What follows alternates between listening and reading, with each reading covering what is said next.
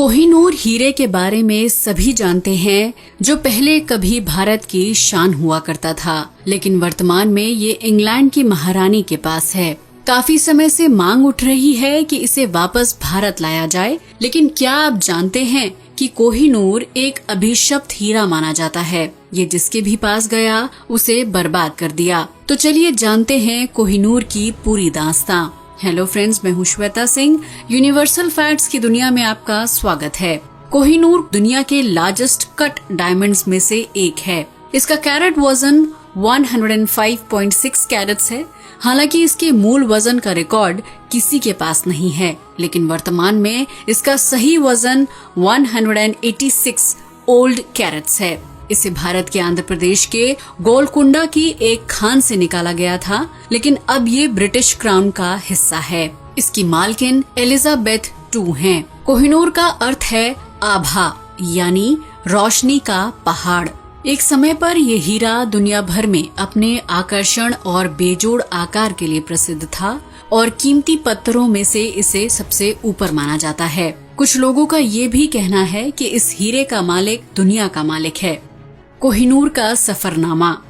कोहिनूर ऐसा बेशकीमती हीरा है जिसने कई देशों की सैर की और आखिर में लंदन की महारानी के पास जा पहुंचा। कोहिनूर हीरे का इतिहास काफी पुराना है, करीब 5000 साल पुराना। इसके बारे में पहली जानकारी 1304 के आसपास मिलती है।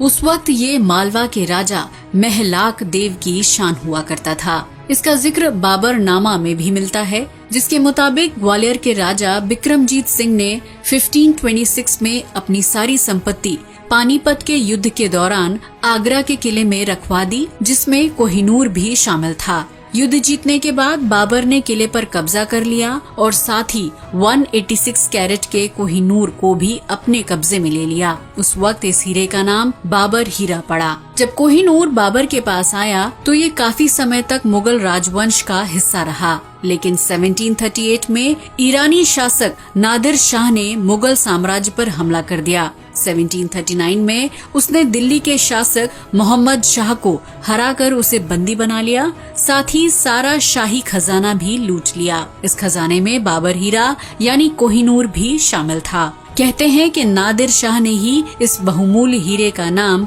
कोहिनूर रखा।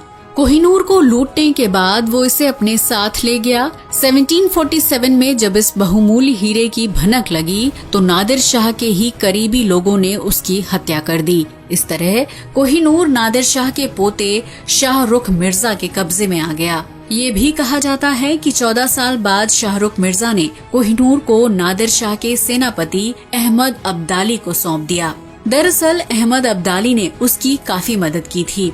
इस तरह जब कोहिनूर अहमद अब्दाली के हाथ लगा तो वो उसे लेकर अफगानिस्तान पहुंचा, जहां ये हीरा अब्दाली के वंशज के पास रहा।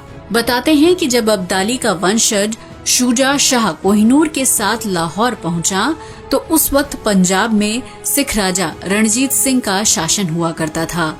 जैसे ही महाराजा रणजीत सिंह को इस बात की भनक लगी कि कोहिनूर फिर से भारत आया है और शुजा शाह के पास है, तो उन्होंने हर मुमकिन कोशिश कर 1813 में उसे ले लिया। कोहिनूर लेने के बाद महाराजा रणजीत सिंह ने उसे अपने ताज में लगाकर अपनी शान बढ़ाई, लेकिन 1839 में उनकी मौत हो गई और कोहिनूर उनके बेटे दिलीप सिंह के पास चला गया। बताते हैं कि 1849 में ब्रिटेन ने महाराजा को हराया। उस वक्त दिलीप सिंह ने तत्कालीन गवर्नर जनरल डलहौजी के साथ लाहौर की संधि के लिए हस्ताक्षर किए।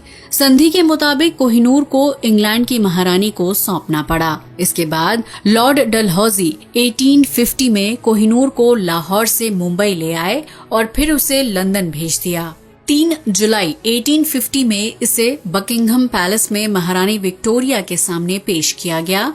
लंदन में कोहिनूर को तराशने वाले मशहूर डच फर्म कोस्टर ने इसे नया रूप दिया। तब इसका वजन 108.93 कैरेट था और वर्तमान में इसका वजन 105.6 कैरेट है। इस तरह कोहिनूर भारत से ब्रिटेन की रानी के ताज का हिस्सा बन गया। कोहिनूर पर दावा करने वाले देश और ब्रिटेन का जवाब।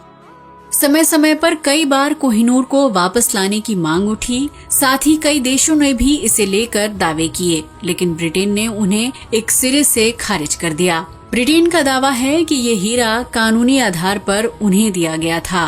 भारत के अलावा पाकिस्तान, बांग्लादेश और दक्षिण अफ्रीका कोहिनूर को लेकर दावा करते हैं।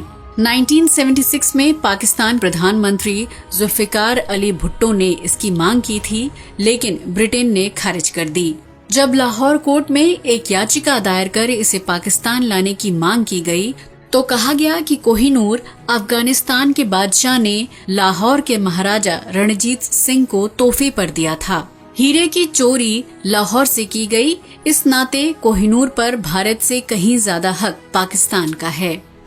चर्चा में कैसे आया? जब कोहिनूर हीरे को खदान से निकाला गया था तब ये इतना प्रसिद्ध नहीं था, लेकिन 1306 में ये चर्चा में आया। इसे लेकर एक शख्स ने कहा कि जो भी इंसान इस हीरे को पहनेगा वो पूरी दुनिया पर राज करेगा। लेकिन एक अहम बात ये है कि इसी के साथ उसकी बर्बादी शुरू हो जाएगी, लेकिन किसी ने भी इस बात पर विश्वास नहीं किया। कोहिनूर को शापित क्यों कहा जाता है? जब ये हीरा काकतीय वंश के पास आया तो उस वंश का अस्तित्व खत्म होने लगा। तब लोग कोहिनूर के शापित होने की बात को सच मानने लगे। 1323 में तुगलक शाह प्रथम से हुई लड़ाई में काकतीय वंश पूरी तरह से नष्ट हो गया। इसके बाद ये जिस भी शासक के हाथ लगा उसकी जिंदगी में ग्रहण साबित हुआ। कोहिनूर हीरा हर पुरुष राजा के लिए एक श्राप साबित हुआ। जिसने भी इसे पाने की कोशिश की वो खत्म होता चला गया। काकतीय वंश के बाद ये हीरा मोहम्मद बिन तुगलक के हाथ लगा।